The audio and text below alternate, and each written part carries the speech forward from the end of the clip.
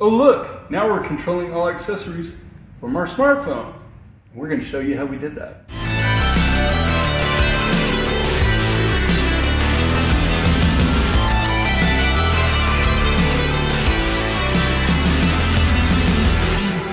Hey everyone, our Jeep Gladiator didn't come with switches. We didn't order it that way, and a lot of people aren't.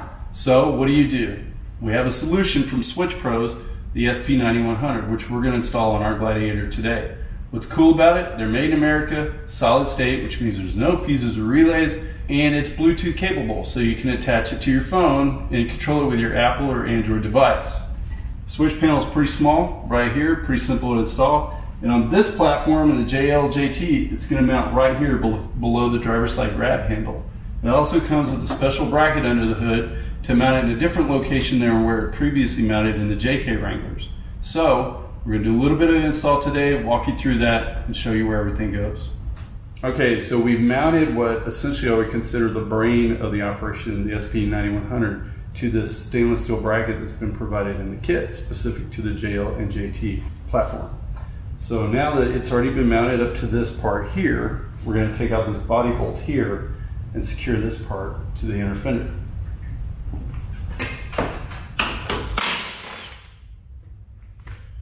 Now there isn't 2 bolts in there right now, but Switch Pros did include an extra 6mm bolt that'll screw into one of the other threaded holes in the fender. Just tighten those down.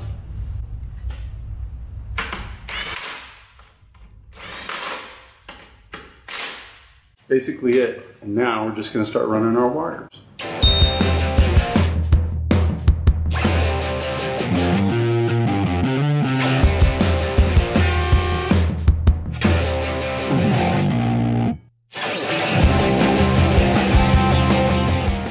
For the mounting position in the JT, we're going to have to remove the driver's side grab handle from the A-pillar. Once it's removed, you're going to cut this cover off right here. That's going to cover up where the 10mm bolt goes in.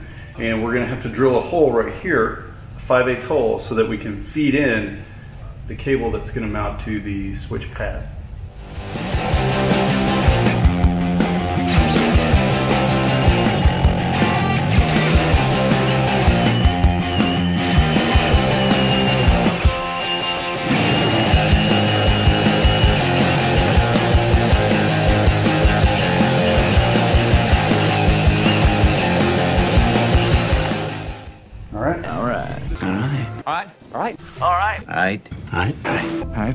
All right.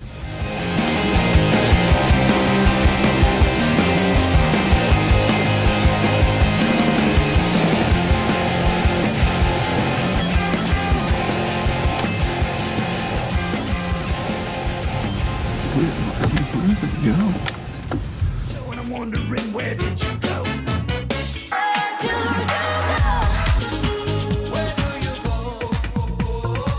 So I've pre-assembled some of the pieces that we're going to be putting in here on the Switch Pros install. Namely, I've taken the switch pad and I've attached the new mounting plate that's going to go on the back of it.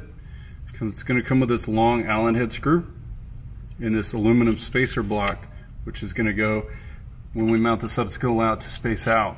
Also included in the kit is going to be this cool little 3D piece printed that Switch Pros includes. It's going to replace this bolt cover right here on the A-pillar housing. It'll also allow you to bolt everything up through here. So I've already taken the handle off. I've drilled a 5/8 hole for the wire to feed through. That's going to connect to our switch panel.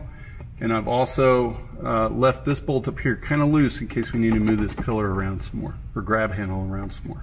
So now we're going to take it and install it. So before you start putting this all together, make sure that you fish your wire through this hole, very important, and that you have it facing the right way. You want the open side of this tab to be facing away from the switch panel so it'll clip in nicely on the grab handle when you insert it. So make sure that's on there. Very important because I forgot to do it the first time. Then run your wire through the 5/8 hole that we drilled in here and connect it to the main harness wire that we ran through the firewall earlier. Okay, start to see this guy light up. There's she goes. That means we're connected, we got power. We're gonna snap those in place. We're gonna grab our Allen head bolt and our spacer. Make sure that your plastic cover is between the switch panel and this mounting tab where your bolt's gonna go through. Now, all that together. Allen wrench.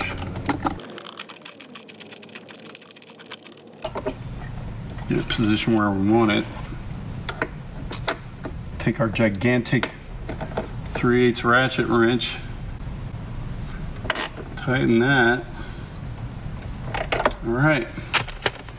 Now you want to pull your slack out of your wire. Make sure that that's not going to be in the way when you go to snap this new plastic cover in place.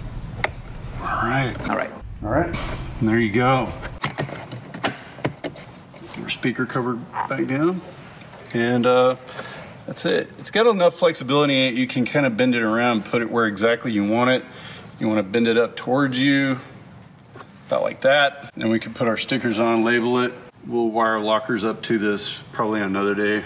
So this is the decal set that comes with it. It's got a lot of great options on here. Most, 95% of the common stuff that we're going to be wiring up.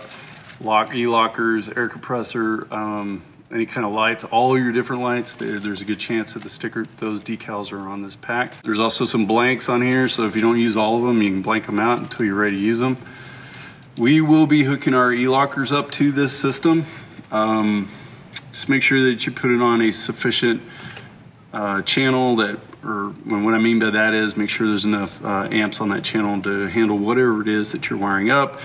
All that's in the diagram and the instructions. It shows you which switches have what amperage on them. That's pretty much it for the install of this. There's some stuff that we left out, like running through the firewall. This is all pretty basic stuff that's been covered time and time again in other videos.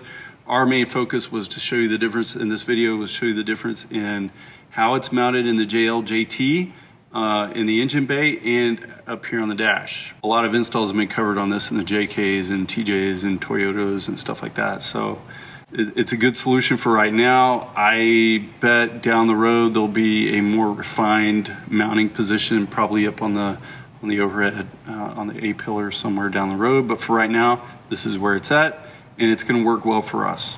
All right. And now that the installation of the Switch Pros 9100 is complete, I'm going to show you another great feature.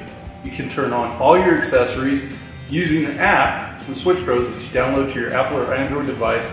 You can turn everything on right there.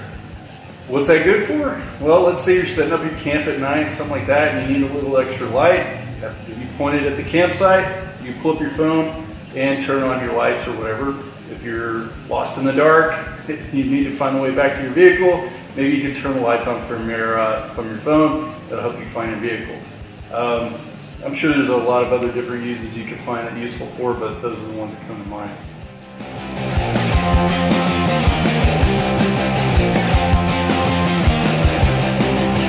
Stay tuned.